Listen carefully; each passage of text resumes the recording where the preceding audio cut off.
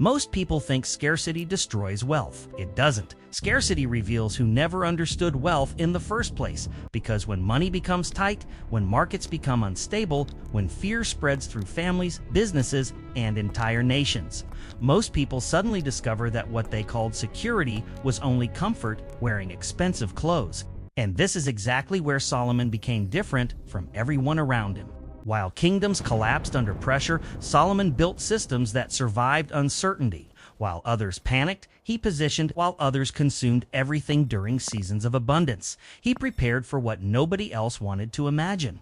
That is why his wisdom still feels dangerous today. Because modern culture teaches people to look rich during good times, Solomon taught people how to remain strong during bad times. There's a massive difference between those two things. Most people only know how to survive when conditions are favorable, but the real test of wisdom begins when resources shrink, opportunities disappear, and pressure starts exposing the cracks in your decisions.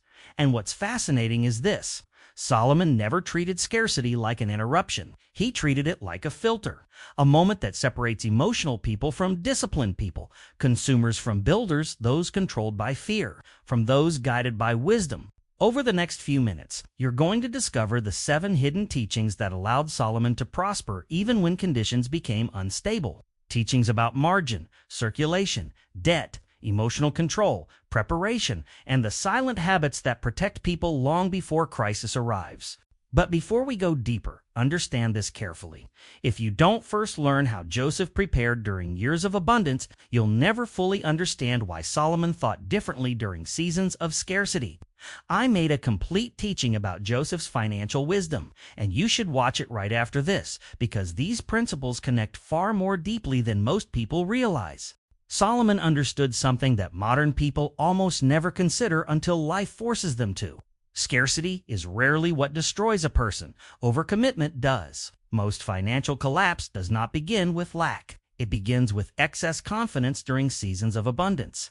People assume good times will continue forever, so they expand too fast, spend too freely, borrow too aggressively, and slowly remove every layer of protection from their lives. Then pressure arrives, and suddenly what looked powerful becomes fragile overnight.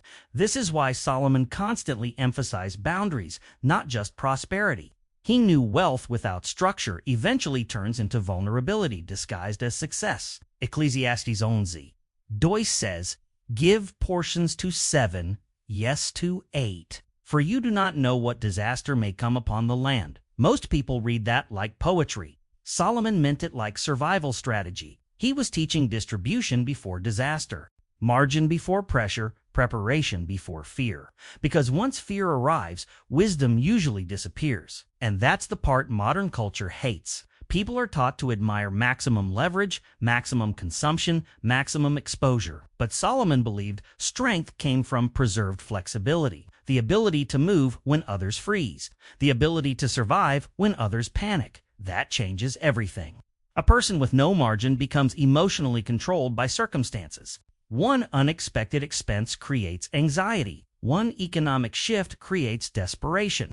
One difficult season forces terrible decisions, but margin creates calm, and calm creates clarity. That's why Solomon never built his life on a single stream, a single dependency, or a single fragile structure.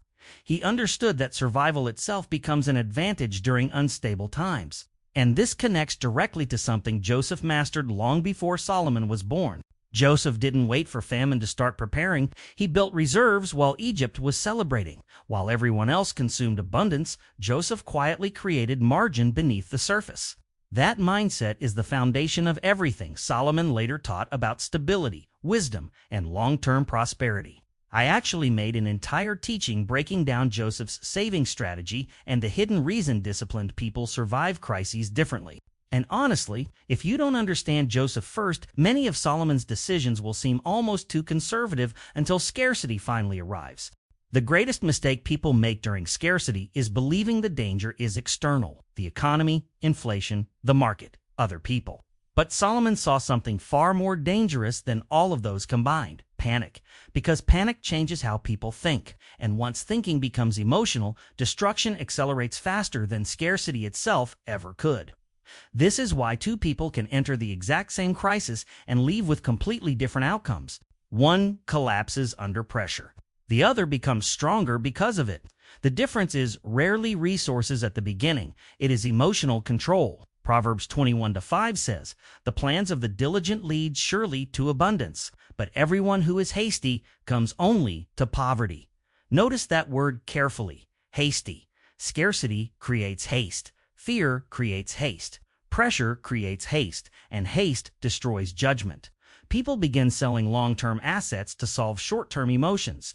They abandon discipline to feel temporary relief. They consume what should have been protected. They borrow because waiting feels unbearable. They chase desperate opportunities because desperation itself clouds discernment. And the terrifying part is this: most people think they are making rational decisions, while fear is quietly controlling every choice underneath the surface. Solomon understood that scarcity exposes identity. It reveals whether someone was building from wisdom or merely expanding during easy conditions. That's why he constantly returned to the idea of inner stability, not merely financial stability, internal government, because external pressure always attacks internal weakness first. When fear controls a person, even abundance becomes dangerous. Give an anxious person more money, and they often multiply bad decisions faster. Give a fearful person opportunity, and they frequently sabotage it, trying to protect themselves from imagined loss. This is why calm people often prosper during unstable periods. Not because they avoid difficulty, because they remain clear while others become emotional. And this is exactly where modern systems trap millions of people. They train individuals to depend on constant income, constant consumption, and constant comfort. So the moment uncertainty appears, panic immediately follows because the entire structure was built without resilience. Solomon refused to live that way. He built with survival in mind first, expansion second. That is wisdom. And honestly, this becomes even more dangerous when debt enters the picture. Because once a person owes money during unstable times, fear no longer stays psychological. It becomes mathematical. Every decision becomes heavier. Every risk feels threatening. Every month feels like pressure closing in. That's why Solomon spoke so intensely about debt, obligation, and financial slavery. And I explained this deeply in another teaching about why Solomon considered debt one of the most dangerous traps a person could enter. Because once panic and obligation combine together, people stop building their future and start fighting just to protect the present. Debt changes the atmosphere of a person's life long before it changes their bank account. That's what Solomon understood better than almost anyone, because debt is never just financial. It is psychological, emotional, spiritual. It quietly transfers power from the future into the present, and then demands repayment with interest from your peace, your time, and your freedom. Proverbs 22:7 says, "The borrower is servant to the lender, not uncomfortable, not stressed." Servant. Solomon chose that word carefully because he watched entire nations lose sovereignty through financial dependence. He saw kings borrow to sustain appearances, families borrow to maintain lifestyles, merchants borrow to accelerate growth faster than wisdom could support, and eventually the same pattern always appeared. Pressure. Once obligation enters the structure, freedom begins shrinking. A person in debt cannot think the same way as a person with margin. Their decisions become defensive. Their risks become emotional. Their future becomes partially owned by someone else. And this is exactly why scarcity becomes so terrifying for indebted people. Because uncertainty feels survivable when you own your time. But when payments are constantly waiting for you every month, fear multiplies. Suddenly, you are no longer building strategically. You are reacting continuously. That reaction destroys clarity. Solomon understood something. Modern culture completely reversed. People today are taught that debt creates opportunity. But Solomon believed unnecessary debt often destroys opportunity because it removes flexibility at the exact moment. Flexibility becomes most valuable. Think about this carefully. The person drowning in obligations cannot recognize opportunity properly because survival consumes all their mental energy. Even good opportunities appear risky when someone is emotionally exhausted by financial pressure. That is why some people remain trapped for decades. Not because they lack intelligence, because constant obligation slowly trains the mind into survival mode, and survival mode rarely creates vision. This is why wise people throughout history treated debt with extreme caution. They understood that borrowed money can temporarily increase lifestyle while simultaneously reducing long-term freedom. It feels like expansion in the beginning, until the structure becomes heavy, until income slows, until uncertainty arrives. Then what once looked like progress becomes invisible captivity, and Solomon refused captivity. He preferred slower growth with peace over rapid expansion with chains attached to it. He understood that preserving freedom creates more long-term power than impressing people during temporary seasons of abundance. This also explains why wealthy builders think differently from emotional consumers. Builders ask, what preserves strength long-term? Consumers ask, what can I afford right now? Those are completely different mental worlds. And once you understand that distinction, you begin seeing why Solomon spent so much time teaching discipline, restraint, patience, and preparation. Because scarcity does not destroy undisciplined people immediately. First, it exposes the weak structures they spent years pretending were stable. There is an asset scarcity cannot steal from you unless you abandon it yourself: wisdom, skill, discernment, the ability to think clearly while everyone else becomes emotional. This is why Solomon valued understanding above gold itself, because he knew material wealth can disappear through war, inflation, political collapse, betrayal, or disaster. But a disciplined mind can rebuild again and again. That changes how you see prosperity. Most people focus only on visible assets, money, houses, cars, investments, but Solomon constantly pointed people toward invisible assets first, because invisible assets create visible outcomes repeatedly across different seasons. Proverbs 4:7 says, "Wisdom is the principal thing. Therefore get wisdom, not comfort, not appearance, not status, wisdom, because wisdom survives transition." And this is exactly what separated Joseph from everyone around him in Egypt. During abundance, people celebrated consumption. Joseph developed systems. During uncertainty, people panicked. Joseph already understood what to do before the crisis arrived. That is the power of internal preparation. The person who develops discernment during calm seasons becomes extremely difficult to destroy later. And honestly, this is where many people misunderstand prosperity entirely. They think wealth begins when money increases. But in reality, wealth often begins when thinking changes first. A person with poor judgment can lose opportunity repeatedly, even while earning more income, but a person with wisdom can slowly rebuild from almost nothing because they carry the most important asset internally. This is why education, skill development, strategic thinking, emotional discipline, and spiritual clarity matter so much during difficult seasons. They increase adaptability. And adaptability becomes priceless during instability. Solomon understood this deeply. That's why he constantly surrounded himself with builders, advisors, merchants, architects, and thinkers. He valued understanding because understanding multiplies survival capacity. A fearful person sees crisis and freezes. A wise person studies the same crisis and asks, where is the hidden opportunity inside this transition? That question alone changes everything. Because every major economic shift throughout history redistributed wealth toward prepared people. Not always the strongest people, not always the richest people initially. The prepared people, those who remained disciplined while others became emotional. And this is where scarcity begins separating consumers from builders permanently. Consumers need stable conditions to function emotionally. Builders learn how to adapt, reposition, preserve energy, and continue moving even when conditions become uncomfortable. That mindset creates resilience, and resilience eventually creates influence, which is why some people emerge from difficult seasons weaker, exhausted, and fearful, while others emerge sharper, calmer, wiser, and positioned for expansion the moment conditions begin changing again. Most people think prosperity is built during seasons of abundance. Solomon believed the opposite. He believed abundance only reveals what a person was already becoming internally. Real prosperity is built during pressure. When emotions are tested, distractions increase, and survival instincts begin fighting against wisdom.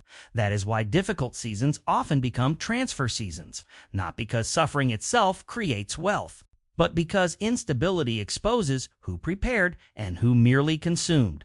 Look carefully throughout history. Every major economic disruption redistributed power. Businesses disappeared while others expanded quietly. Families collapsed under pressure, while others acquired land, skills, influence, and opportunity at fractions of their previous value.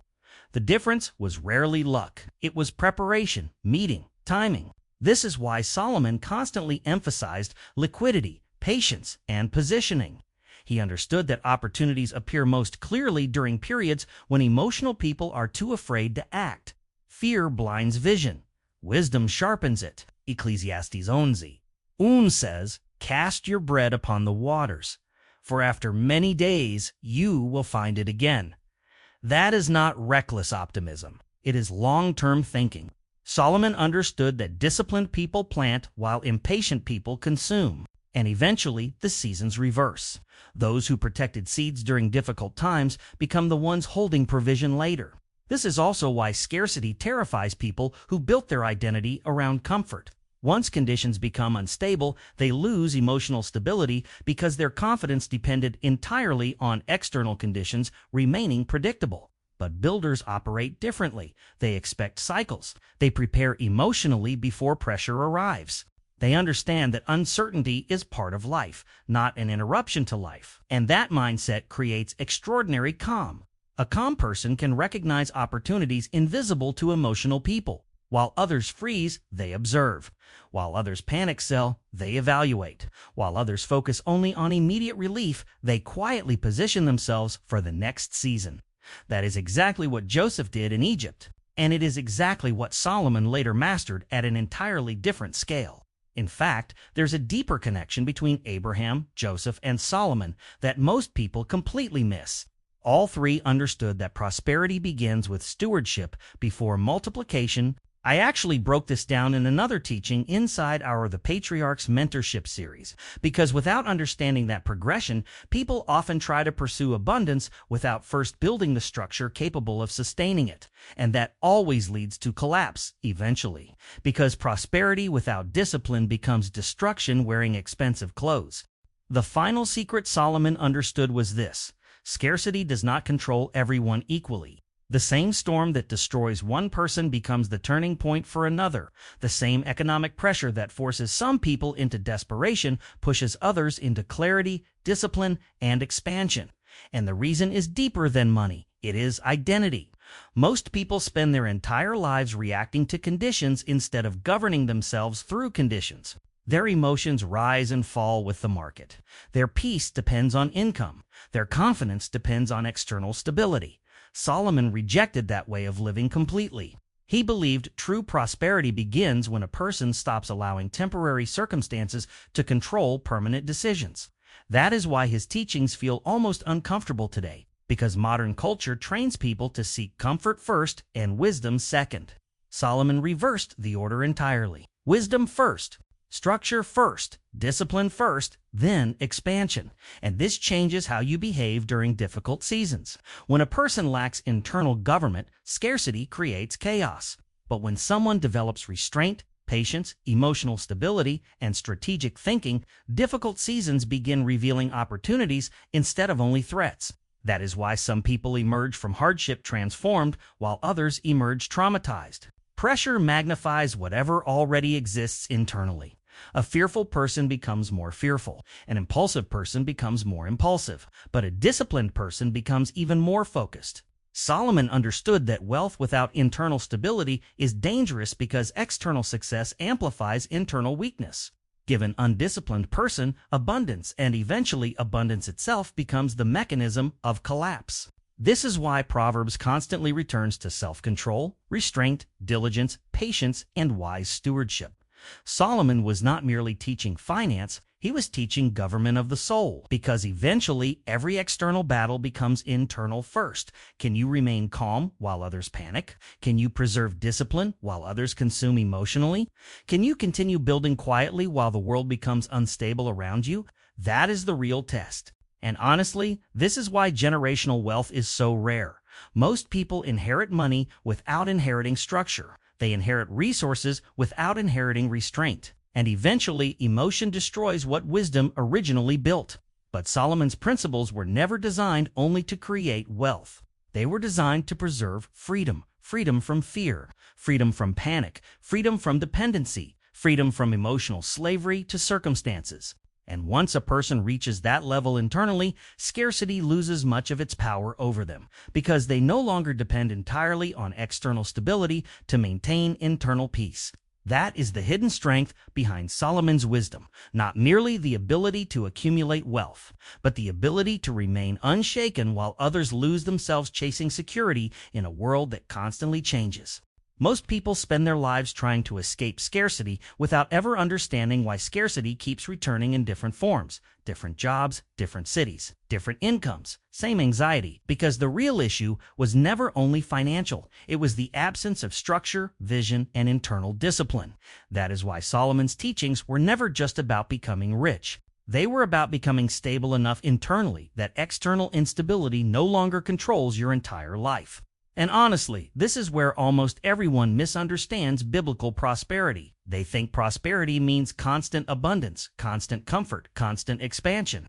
But Solomon understood something deeper. True prosperity is the ability to remain wise in every season, to remain disciplined during abundance, to remain calm during pressure, to remain patient during uncertainty, to remain generous without becoming reckless, to remain prepared without becoming fearful. That balance is rare.